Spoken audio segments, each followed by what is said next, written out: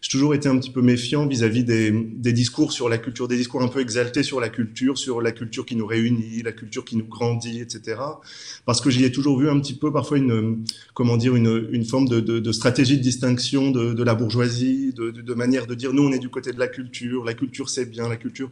Moi je connais beaucoup de gens qui ont jamais eu accès à la culture, qui ont jamais été sauvés par la culture, qui ont jamais pu être sauvés par la culture. Il y a des gens qui sont comme ça, privés de ça, qui sont mis en dehors de ça.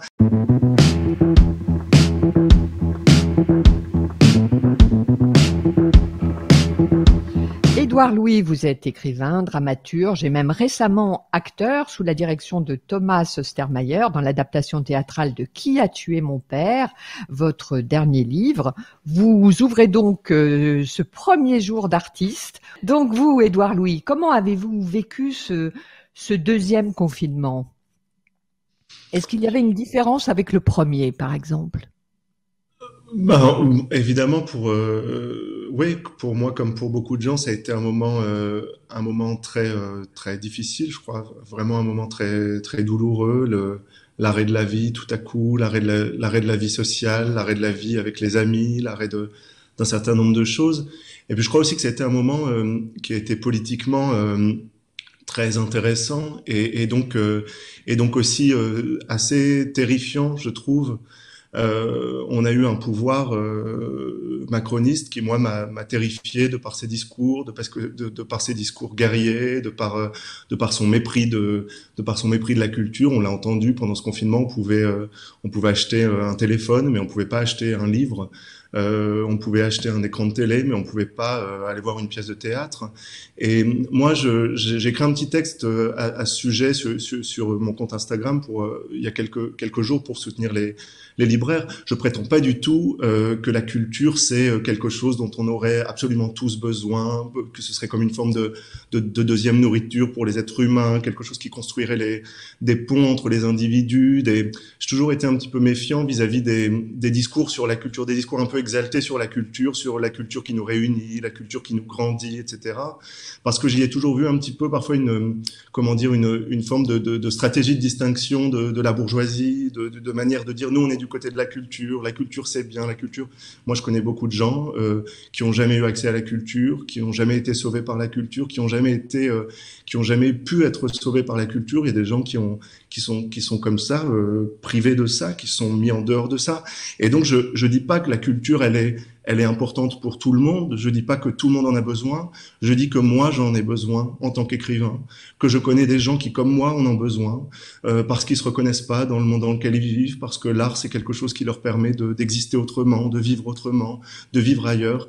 Et ce que je pense et ce que je dis, c'est que c'est pas au discours et au pouvoir macroniste de décider pour nous ce qui serait essentiel ou ce qui serait pas essentiel.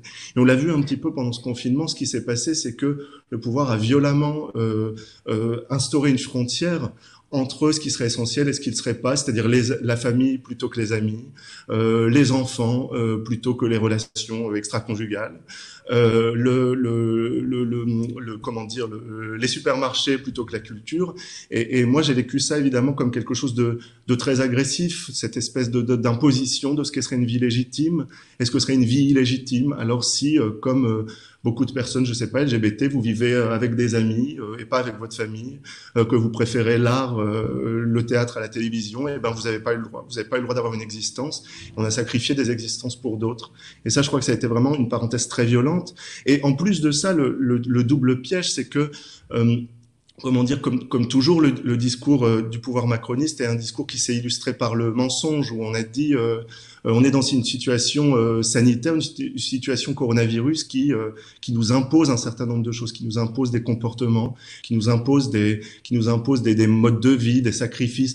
Mais on sait très bien qu'il n'y a pas de coronavirus. Il y a des gestions du coronavirus. Ça n'existe pas. Il n'y a pas un virus qui existe en tant que tel qui imposerait des comportements. Il y a des choix. Il y a des personnes qui ont fait des individus qui ont choisi des choses plus que d'autres. Et en fait, dire le coronavirus nous impose telle chose ou telle chose, c'est tenir un langage au fond qui est mensonger.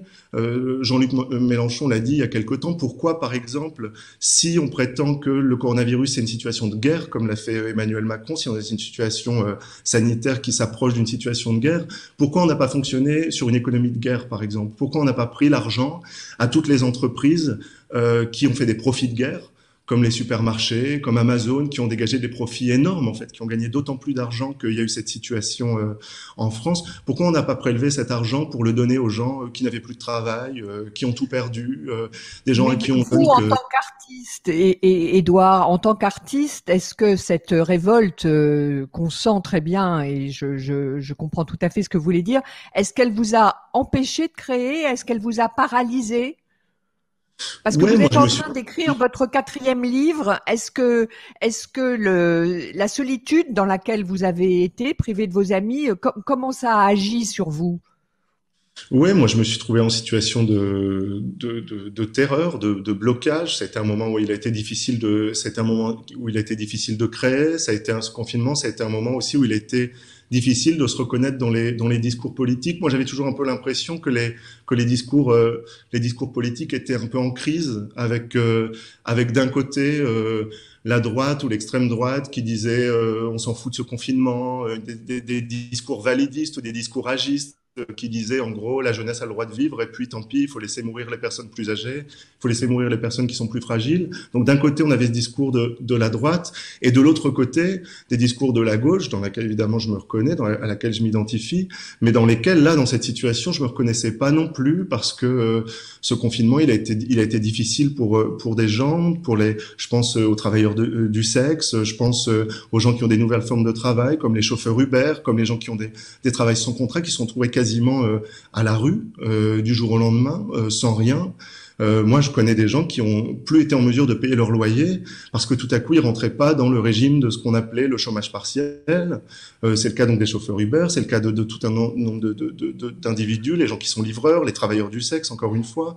Et donc, on a encore pensé à un système qui exclut beaucoup d'individus. Et moi, en effet, quand je voyais ce confinement, je me disais, on peut pas se contenter de dire que le confinement c'est bien et que c'est normal et que en faisant ça, on s'oppose à la beaufrie et à la violence de la droite, puisque le fait est que ce confinement, c'était aussi le sacrifice de vie pour d'autres vies, et bien sûr la vie d'un travailleur du sexe ou la vie d'un chauffeur Uber qui peut plus payer son loyer, qui peut plus se nourrir, qui peut plus nourrir ses enfants. C'est un sujet qui est aussi essentiel. L'écriture de votre livre vous avez un peu bifurqué dans le sujet justement pour témoigner de toutes ces interrogations et de ces doutes que vous aviez.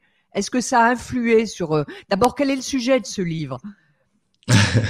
Bah oui, bah, comme vous savez, je suis toujours un peu mal à l'aise de parler de mon travail dans une situation aussi grave que celle-là, mais je vais quand même essayer un petit peu de le faire parce que j'ai toujours l'impression que je suis pas la personne la plus à plaindre et que cette situation elle est compliquée, elle est tellement violente, mais en effet, ouais, ça pose la question de ce qu'un artiste fait, de ce qu'un artiste écrit. Moi, j'ai envie de faire des livres qui sont encore plus politiques, j'ai envie de faire des livres qui sont encore plus de l'ordre de la confrontation, parce que je me dis que si la politique fait pas son travail, c'est aussi aux artistes de le faire, c'est aussi aux écrivains de le faire. Alors là, on a été totalement privés. Moi, j'en étais moins privé que les autres parce que je suis auteur et que j'ai pas besoin d'une scène, j'ai pas besoin d'un plateau, je peux travailler chez moi. Mais c'est vrai que ce genre de situation, ces situations violentes-là, si vous voulez, elles poussent à s'affronter encore plus, elles s'affrontent encore plus au réel. Et donc, il y a des situations qui sont, qui nous acculent à une forme d'engagement, en fait, qui nous acculent à nous dire, mais voilà, quand on est dans une société comme ça, qu'est-ce qu'on peut faire, qu'est-ce qu'on doit faire? Moi, j'ai été évidemment, comme beaucoup de gens, très mal à l'aise par les discours des écrivains qui racontaient comment ils relisaient Proust et comment ils relisaient Tolstoï pendant ce confinement, pendant qu'il y avait des ouvriers qui travaillaient. Moi, j'ai des ouvriers de ma famille qui étaient à l'usine tous les jours. Mes frères et sœurs travaillaient chez Amazon. Ils travaillaient chez Amazon à ce moment-là, dans les hangars, avec plein de monde, dans le froid. Mais de l'autre côté, encore une fois, je me reconnaissais pas non plus dans les attaques contre les écrivains qui racontaient ça en disant ah ben voilà eux relisent Proust et relisent Tolstoï pendant que les gens sont en train de travailler, parce qu'évidemment ces gens sont des écrivains, donc ils sont en train de lire de la littérature. Moi aussi je lis, je me réveille, je lis Marguerite Duras, je lis Annie Ernaux, je lis et si vous voulez c'est ça moi qui est intéressant aussi en tant qu'écrivain à raconter, à essayer de voir là à ce moment-là, c'est une forme de crise du discours en fait, de moments de crise où on se reconnaît plus nulle part. Je me reconnais pas dans les pro-confinement et je me reconnais pas non plus dans les anti-confinement. Je me reconnais pas dans les écrivains qui lisent Tolstoï, mais je me reconnais pas dans ceux qui se moquent d'eux et qui eux aussi à leur manière reproduisent ce que serait la vraie vie. Alors si on raconte qu'on fait un feu avec sa tante et qu'on redécouvre la vie à l'occasion de ce confinement, là ce serait légitime. Mais tout à coup, si on lit Brecht, on serait grotesque. Non, moi je suis pas d'accord avec ça. Je suis contre la hiérarchisation des vies. Il n'y a pas des vies qui sont meilleures que les autres, qui sont plus vraies que d'autres, qui sont plus pures que d'autres. Et il y a une forme de discours de la pureté, de ce que serait la vraie vie, de ce qui est arrivé partout, en fait, de droite comme de gauche.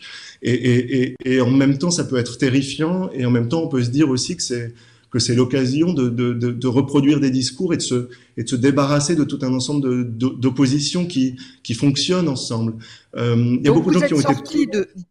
Vous êtes sorti de ce confinement encore plus engagé, voire plus enragé.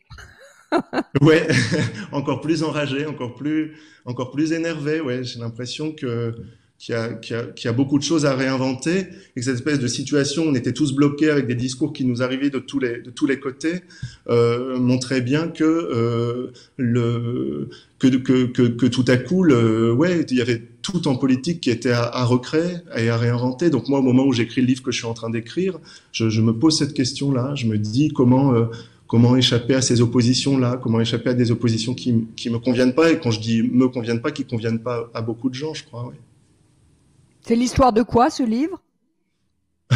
C'est l'histoire d'une métamorphose, c'est l'histoire d'une transformation. C'est un peu le contrepoint des livres que j'ai écrits. J'ai écrit des livres sur la violence jusqu'alors, des livres et j'ai parlé de l'ombre. Et là, j'essaie de faire un livre sur la lumière. Qu'est-ce que c'est que de se recréer? Qu'est-ce que c'est que d'essayer de se réinventer une liberté, de se recréer une personne? C'est un livre un petit peu sur ça. Alors voilà, mais c'est pas encore tout à fait fini. Ça l'est presque, mais c'est difficile d'en parler.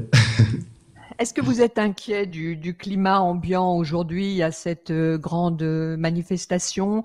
On sent, on a l'impression que les répressions policières s'accroissent, les théories du complot. Est-ce que pour vous c'est la suite du confinement, tout ça, de la folie où ça nous entraîne? Ben, encore une fois, cette situation politique qui nous effraie, dans laquelle on est, c'est pas la suite du confinement, c'est pas la suite du coronavirus, c'est la suite du macronisme, c'est la suite de la manière dont le macronisme a géré le confinement, de la suite de la manière dont le macronisme et Emmanuel Macron ont géré le coronavirus, avec justement de la répression, de la violence, encore plus de violence policière. On voit là que même le coronavirus a continué de révéler encore plus le racisme de la police en France et le racisme de l'État macroniste, puisque si vous êtes noir en France et que vous ne portez pas de masque, vous pouvez vous faire attraper par 5 policiers, tabassés, presque mis à mort et ensuite emprisonnés, comme l'a été Michel. On l'a vu sur les images qui ont été révélées.